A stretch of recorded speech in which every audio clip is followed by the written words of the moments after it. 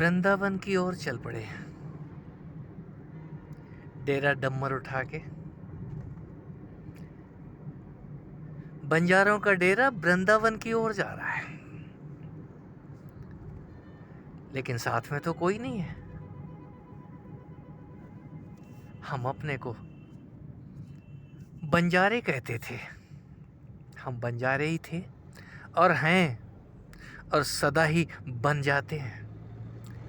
बन जाते हैं तो किसी वृंदावन में जाकर के डेरा जमाते हैं, ये सोच के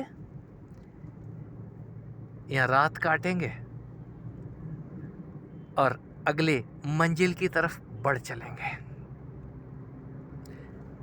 12 से 14 घंटे, इससे ज़्यादा कोई टिकने नहीं देता है।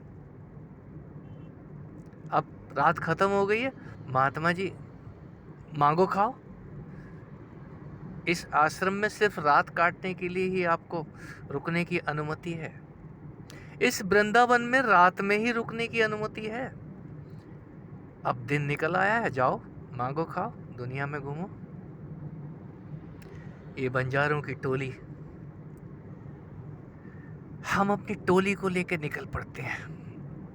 अपने सारथी और साथी, उन 5 मित्रों को लेकर निकलते हैं। दुनिया को तो अकेला ही दिखता हूँ, सबको अकेला ही दिखता हूँ। आपके 5 कहाँ हैं? लेकिन मेरे पास तो 5 हैं। जब भूख लगती है तो वो 5 चिल्लाते हैं मिल करके, अब भूख लग रही है, अब हमको प्यास लग रही है, कोई उपाय नहीं है, अब तो कोई घर ही नहीं बचा जहाँ से भीख ना मांगनी पड़े। हर घर के आगे भीख मांगने के लिए खड़े हो जाते हैं। कहीं सुस्वादु भोजन मिलता है तो पैसे नहीं मिलते, और कहीं पैसे मिलते हैं तो भोजन नहीं मिलता, और कहीं दोनों मिलते हैं। बंजारे को और क्या चाहिए?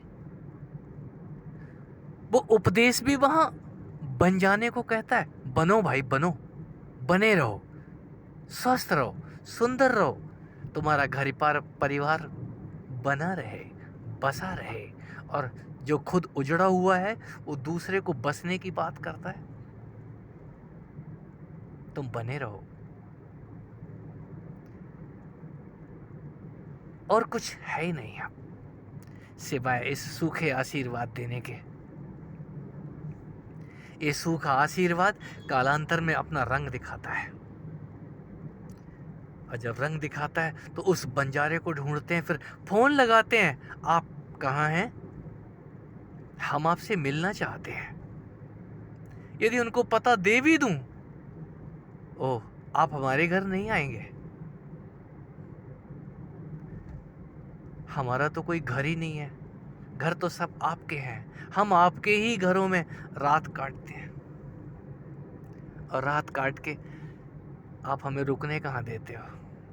कोई तो बहाना मारते हो। मुंह से ना कहो तो आंखों से कहते हो, आंखों से ना कहो तो व्यवहार से पता चल ही जाता है। रात कट गई है, अब आगे बढ़ो। अच्छी बात है, इस संसार में कहीं मैं बस ना जाऊं। मैं तो ऐसी प्रार्थना करता हूं, कहीं मैं बन ना जाऊं, कहीं मैं बंध ना जाऊं, दौड़ता रहूं। ये वृंदावन बहुत बड़ा है। यहाँ 84 कोस में कितने चौराहे हैं, कहाँ रास्ता भूल जाते हैं हम, हमें नहीं पता। गोल गोल घूम के दोबारा फिर वहीं आ जाते हैं, और फिर वही चेहरे सामने होते हैं जो हमें जानते और पहचानते हैं। आपको तो कहीं देखा है, हम कैसे कह दें कि हम वही हैं जिसको देखने को आंखें लालायित रहती हैं। कोई पहचान लेता है, इस भीड़ में भी कोई गले लगा के अपनी आंखों को हल्का कर लेता है। कोई हो ना हो, हम आपके साथ हैं, हम आपके आशीष के तले, हम आपकी कृपा छाया में जीना चाहते हैं। मित्रों, कोई संत दे भी क्या सकता है? उसके पास जो देने को है वही तो देगा, और जब वो देगा तो आपके पास लेने की क्षमता होनी चाहिए। कोई लेने को तैयार तो हो जाए। संत पूरा ही उड़ेलता फिरता है, अपने आप को खाली करता रहता है। क्यों? वो भर जाता है, एक ही रात में वो इतना भर जाता है कि उसको सुबह उठ के खाली करना पड़ता है। जब वो खाली करता है तो अपने आप को हल्का हुआ पाता है, हल्का हुआ पाता है तो फिर उड़ान भरता है। खाने के बाद तो नींद आती है, कोई खा के खाली हो जाता है। और खाली होना यदि आपको आ गया है तो फिर आपको कहीं भागने की जरूरत नहीं है, जहां मर्जी आए आप बस जाइए।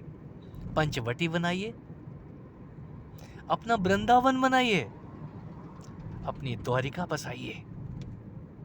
लेकिन कितनी देर आप उस द्वारिका में विश्राम करेंगे? एक ना एक दिन वो द्वारिका आपकी समुद्र में डूबेगी।